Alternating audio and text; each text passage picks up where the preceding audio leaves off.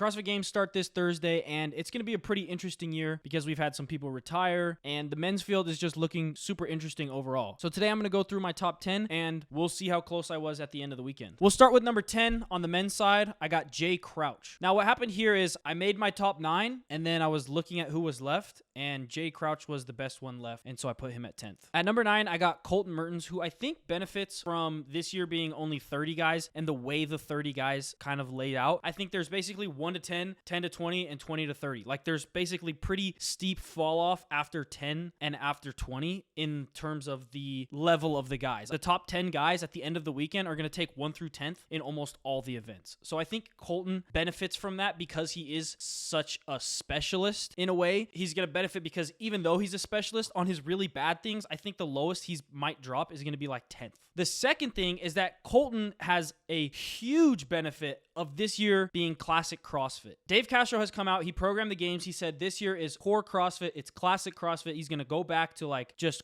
pure classic CrossFit. And I think that helps Mertens because there's going to be less odd object stuff. He's come out and said there's no sledgehammers. He's come out and said there's not going to be a whole lot of weird or different implements, and I think that plays in Mertens' favor. Another thing that helps him is that this year, the 1 rep max is a back squat. Now, if that was a snatch or a clean and jerk, that would hurt him a lot more, and I think he's probably going to win the back squat. So I think they're just tossing him slow balls, and he's just going to be I think he's going to do really well this year because everything's just kind of lining up for Mertens to have a super good year. At number 8, I got Ricky Garard. Now, this is because I think it not being games level programming like we've seen, I think the fact that it is core CrossFit is actually a detriment to Ricky. I think Ricky is super, super good at like non-core CrossFit things. He doesn't have the greatest like overhead shoulder stability as a lot of the other guys, and I think that's huge in classic CrossFit. I think he doesn't have the greatest or most comfortable kind of like squat position as a lot of the other guys, and obviously he's like the best runner, the best at a lot of things, but because it's just going to be core CrossFit, I think that hurts him. So that's why I put him at 8th. At number 7, I got Roman Khrennikov, who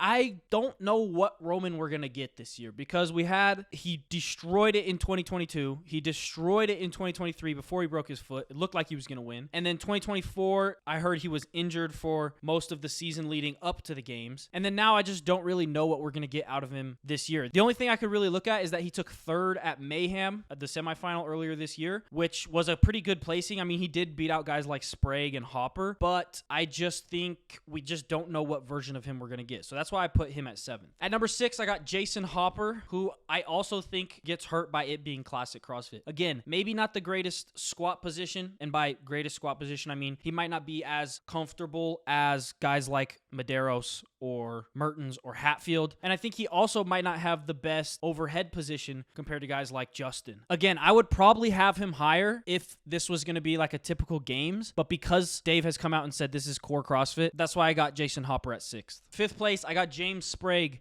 He's just been killing it with everything he does over the last year. And again, another guy who's, I think, hurt by there not being odd objects, sandbags, outdoor events. So that's why I got him at 5th, even though he's been murdering everything for the last year. At 4th, I got Justin Medeiros. I have put Justin Medeiros in my top 3 at Rogue and the games for the last 2 years, and he has underperformed. But I just, for some reason, can't get over the fact that I think he's still just going to come out and crush it. He said that he's doing better with running this year, which I think was one of his big things holding him back the past few years. Again, this being core CrossFit, I know I keep bringing it up, but it makes a difference. I think this being core CrossFit purely helps Justin Medeiros. Look at this. Of the events that have been released, we have 20 wall walks and then a bunch of dumbbell shoulder to overhead. We know that Justin has the best overhead position out of all the men. There's a handstand walk and deadlift workout. Again, probably the best handstand walker in the field. And then we have the parallel handstand push-ups, which I don't know how he is compared to the field, but again, he's just got one of the best overhead positions, one of the better gymnastics, and one of the better at upside down. So there's 3 of the probably 10 events that play to his favor already because they're classic CrossFit. Not to mention, we're probably still going to have more overhead work if there's snatches, thrusters, anything like that. And the 1 rep max is a back squat, which lends even better to him. I mean, he took 3rd place in 2020, 5 years ago, at the 1 rep max front squat, hitting 437. So I would imagine he's probably going to be in the top 5 in the back squat, which is the 1 rep max this year. That plays to his advantage way more than if it was like a 1 rep max snatch or clean and jerk or some other lift. So yes, Justin hasn't been the Justin we saw in 21 and 22, but the programming this year is playing to his favor, and I also think he's going to be better than he has been in 23 and 24. So I even wanted to put him higher. I just couldn't because of his past performances the last 2 years, but I wanted to put him in the top 3. He didn't make it. You could really make an argument for me that he'd be in the top 3. But at number 3, I have Dallin Pepper. Now, this is a guy who I'm going to go ahead and say classic CrossFit helps. I know he's way on the big side,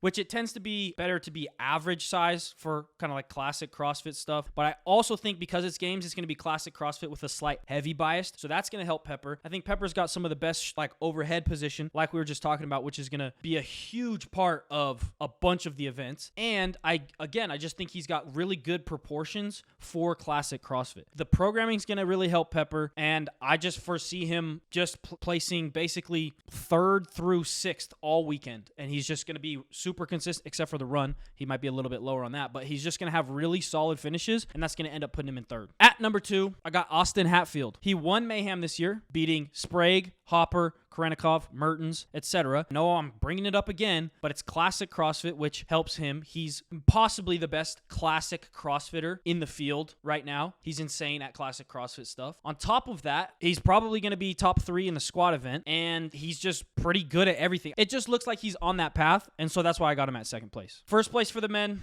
I got Jeff Adler. I don't really have a lot to say about this. He won in 2023. He won the Rogue Invitational in 2024. He destroyed everyone with a 3-minute and 19-second heavy Isabel on the online semifinals, which if you just pause and think about that for a second, he did 30 snatches at 225 in 3 minutes and 19 seconds. Absurd. I think he's going to win. I think he's probably just going to be like top 5 in every single workout, and it's going to be ridiculous. So that's my top 10 men. Go ahead and let me know what you think, where I'm wrong in the comments.